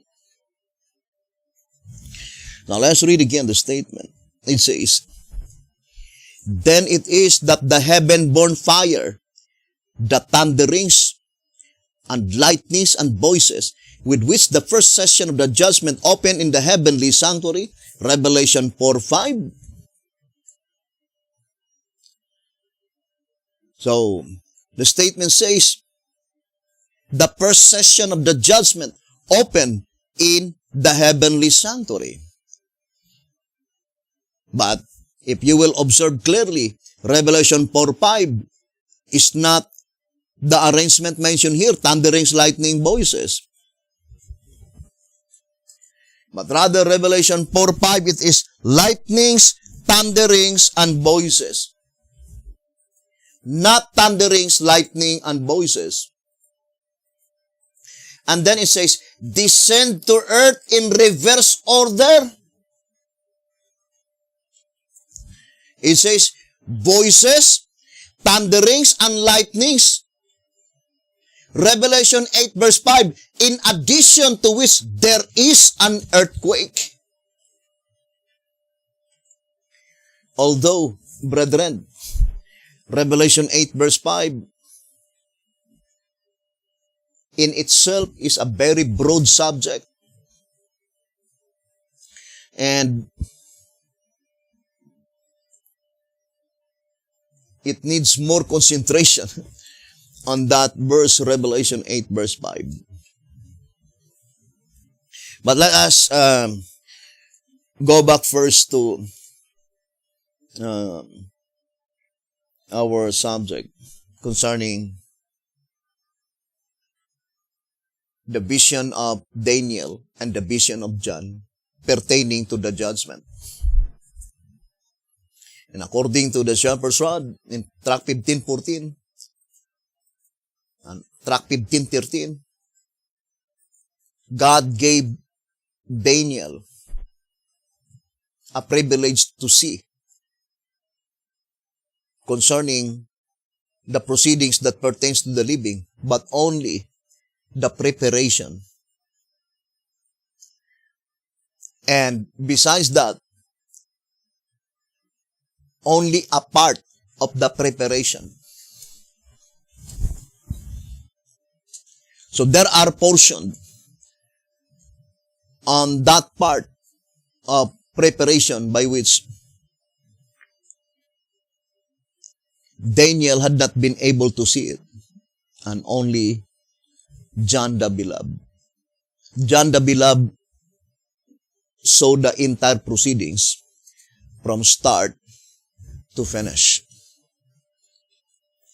So what is the portion, part, brothers and sisters, that pertains to the living that was shown by God to Daniel? Not to the judgment that pertains to the dead. Concerning the judgment that pertains to the dead, the entire book of Daniel is sufficient. Or in other words, the entire proceedings that pertains to the dead, the whole proceedings that pertains to the dead, it was shown by God to Daniel.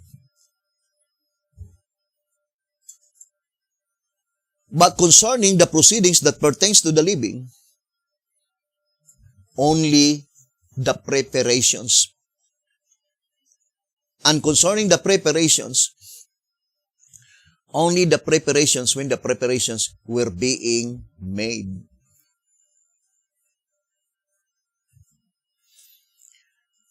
Now, how many times such judicial session,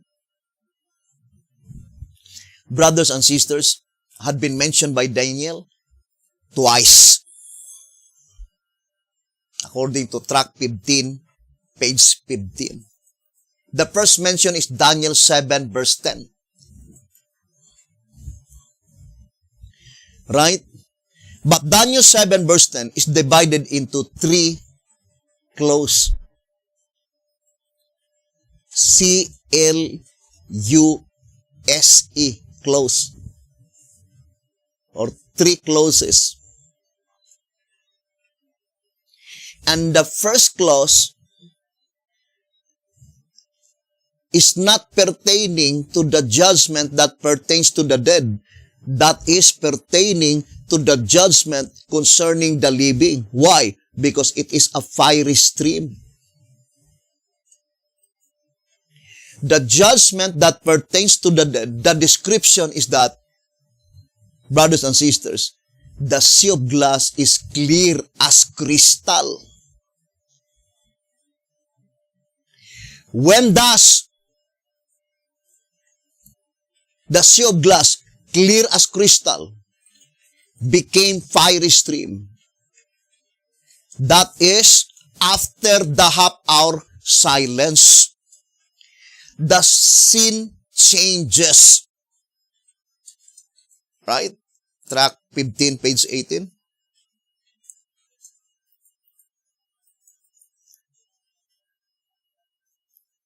That the sea of glass mingled with fire became fiery stream.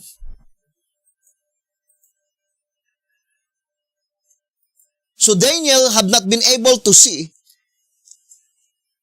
the beginning of change, but rather at the time when the entire place by which the judicial proceedings that pertains to the living will be convened became fiery stream.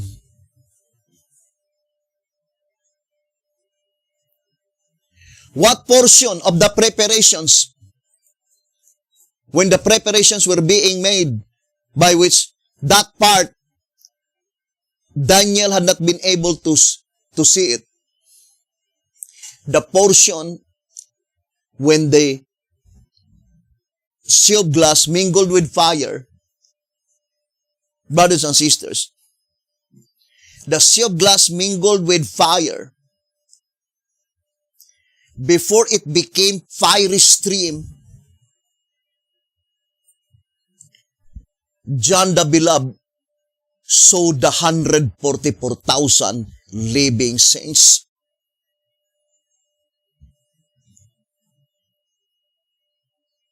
Standing on the sea of glass. That portion, brothers and sisters, was not shown to Daniel. Therefore, the 144,000 living saints, they were standing on the sea of glass during the preparation, not at the time when the second judicial session will already commencing, or not at the time when the first judicial session is closed.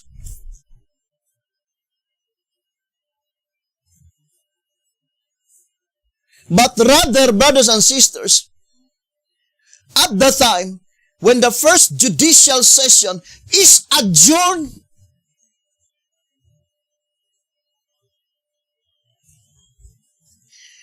now let us read again, track number 15.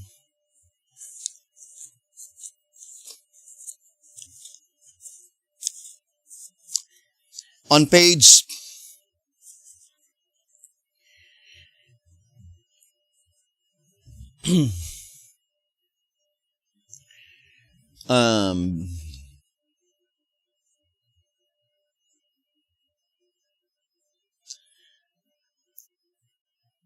32. Track 15, page 32. As to the sea of glass, in the words of Daniel, it is a fiery stream. Whereas in the words of John, it is a sea of glass mingled with fire.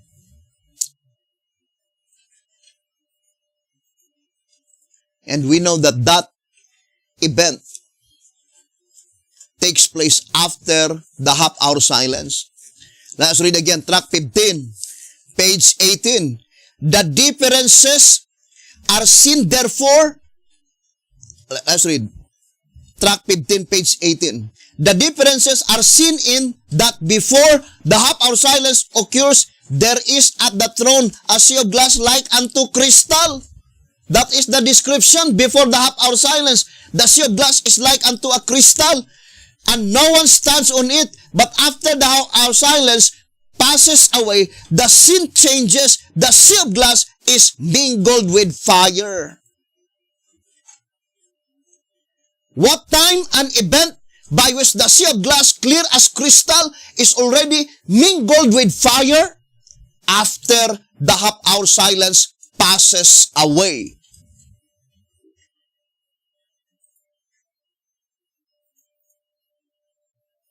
Now, let us read page 33 in track 15.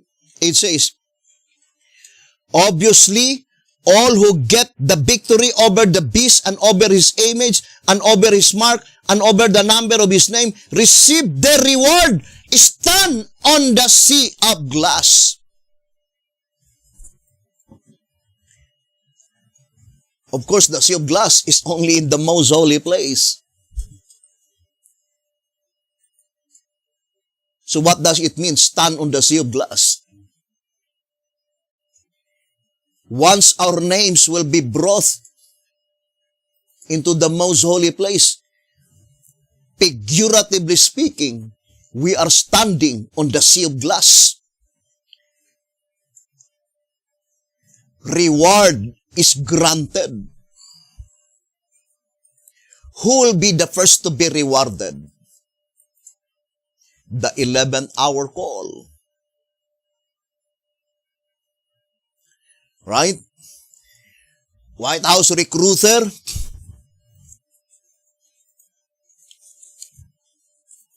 on page 38 and page 39. Consequently, the 11th hour servants are the first to receive their reward, the penny. In Matthew 20, what is the illustration of the reward? Penny. In Revelation 6 verse 6, penny. In the subject of the 7 seals, standing on the sea of glass.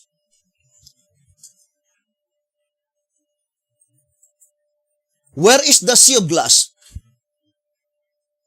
Most holy place. What does it mean standing on the sea of glass?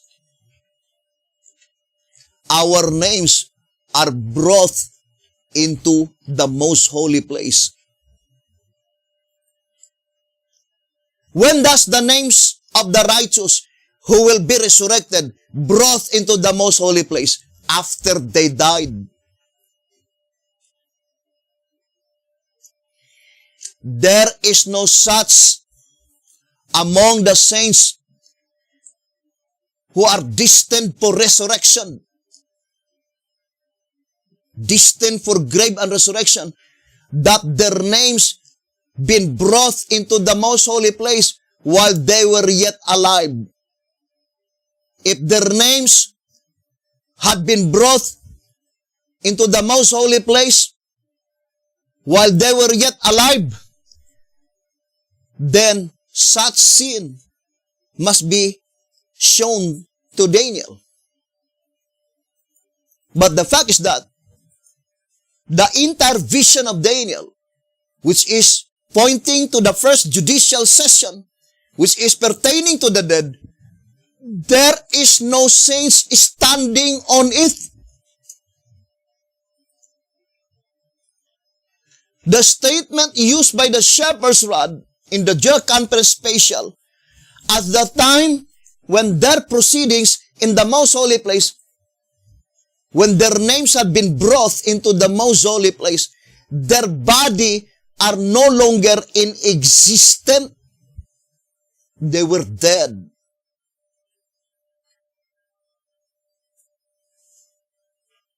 So to brought our names into the most holy place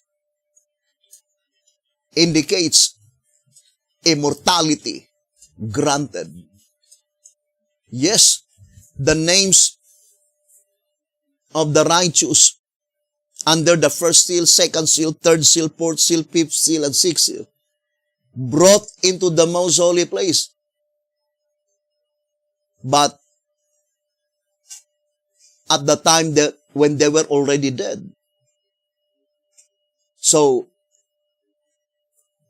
the granting of immortality is only bookwork. But the actual granting of reward is at the time when they will be resurrected.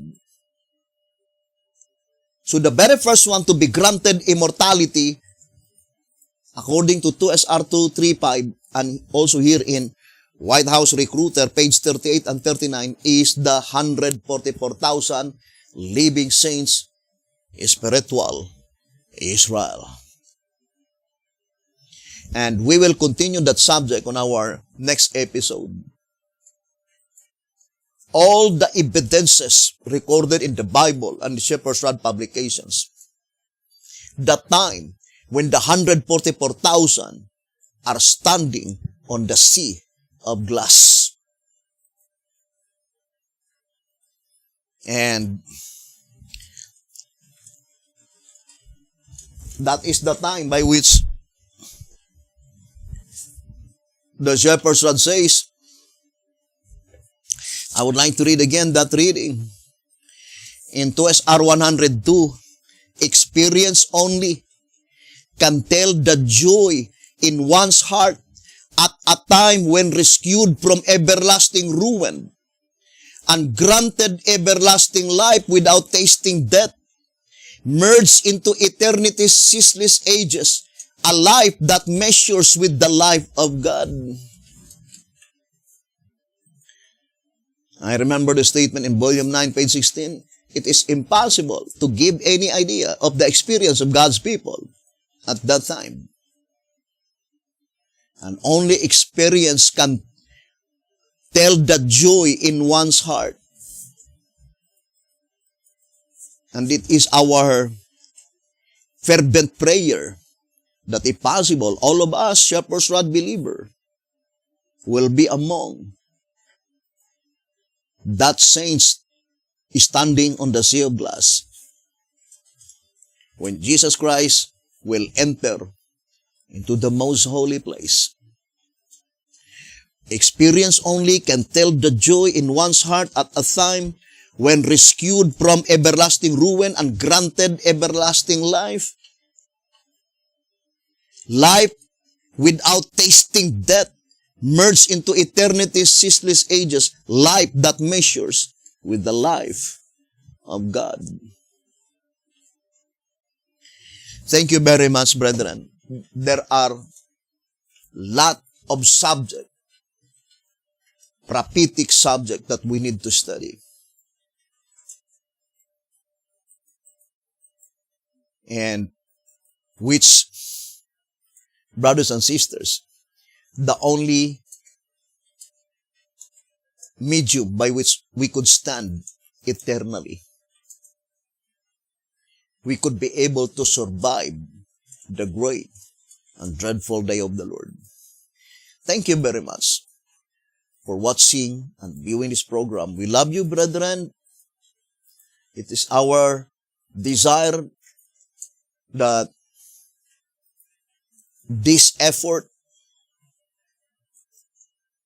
would serve to all honest Shepherd's Rod believer to be drawn more closer to God, because that is the only objective in proclaiming this message, to draw closer to our God. Thank you very much. May the good Lord bless you and have a beautiful, wonderful evening.